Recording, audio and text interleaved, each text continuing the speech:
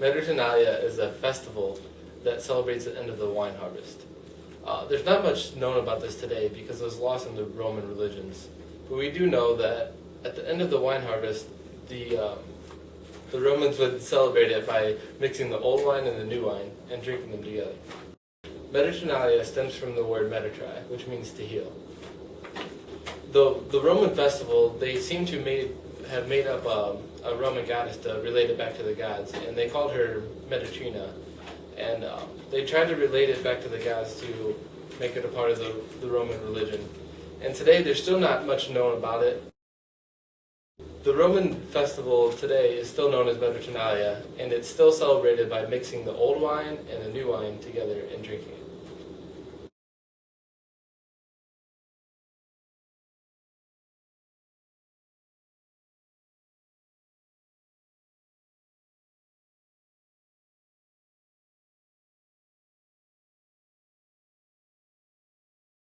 Floralia was a celebration of nature in full blossom, a carnival of sexual fun and liberty, and marked by the consumption of oceans of grog. It was named after Flora, the goddess of spring, flowers, and youthful pleasures. It is believed to have been started in 283 BC.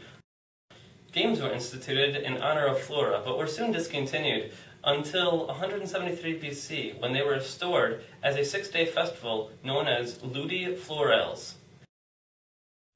Floralia symbolizes the cycle of life. The city would have been decorated with flowers, and the people would wear floral wreaths or flowers in their hair. Day and night there would be games, theater, and stripteases with the people of all classes in their brightest clothes. Offerings of milk and honey were made on the final and 5th day. For the Druids of the British Isles, May 1st was the second most important holiday of the year. It was thought that the day divides the year into halves. Gradually, the rituals of the Floralia were added to those of Beltane. Moreover, many of today's customs on the May Day resemble those combined traditions. May Day has been celebrated all over the world, including Germany, Sweden, Finland, Japan, Spain, France, Ireland, Scotland, and England. Traditional English May Day celebrations include Morris dancing, crowning a May Queen, and dancing around a maypole. In the United States, the Puritans frowned on May Day, so the day has never been celebrated with as much enthusiasm as in Great Britain. In Hawaii, the May Day is celebrated with the traditional lei, which was officially celebrated in 1929. Lei Day is celebrated in Hawaii instead of May Day. Schools throughout the islands crown their own kings and queens and create courts in celebration, and to honor the people and customs of Hawaii. May Day is the only major festival of pre-Christian Europe that was not adapted by the Christian Church. The Puritans discouraged May Day observance. Though it was revived when the Puritans lost power in England, it did not have the same force. Gradually, it came to be regarded more as a day of joy, fun for the kids, rather than a day of observing the ancient fertility rites. One tradition of May Day that is practiced in the United States is the maypole.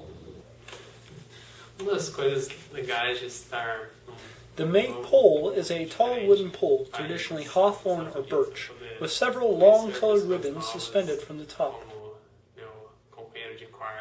The top of the maypole is often decorated with flowers and greenery.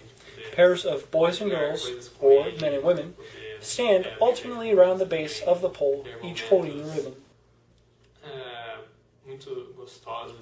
They weave in and around each other, boys one way, girls the other, and the ribbons are woven together until they meet at the base.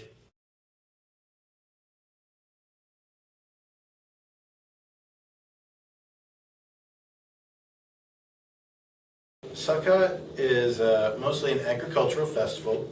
What it commemorates is the 40-year period that the Israelites were wandering in the desert. The word Sukkot actually literally means booths, and what that refers to are the temporary shelters or tents that the Jews were in and had to live in for those 40 years. It also has some significance also because Paul of Tarsus was also a tent maker, so that gives it additional significance there. Agriculturally, it's actually a harvest festival which it's also called the Festival of the Ingathering sometimes. Sukkot is actually referred to in Leviticus 23:33, where the Lord is actually talking to Moses and telling him about the structures that they will live in for the remainder of their time in the desert. The Lord said to Moses, "Say to the Israelites, on the 15th day of the 7th month, the Lord's Feast of Tabernacles begins, and it lasts for 7 days. The first day is a sacred assembly. Do no regular work. For 7 days present offerings made to the Lord by fire, and on the 8th day hold a sacred assembly and present an offering made to the Lord by fire.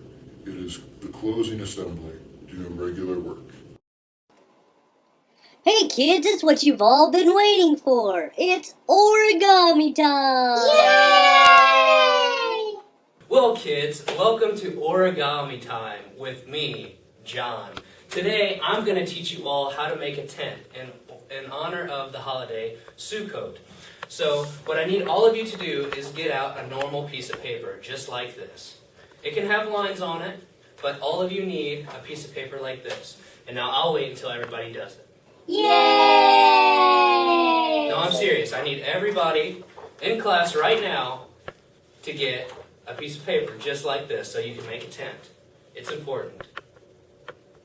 Jeremiah, I need you to get your paper so we can make a tent. Okay, thanks. All right, now that everybody has their piece of paper, I'm going to teach you how to make a tent. Step 1, you hold your paper like this, and then you fold it in half. Just like that. Step 2, you're done. It's a tent. Look at that. Yay!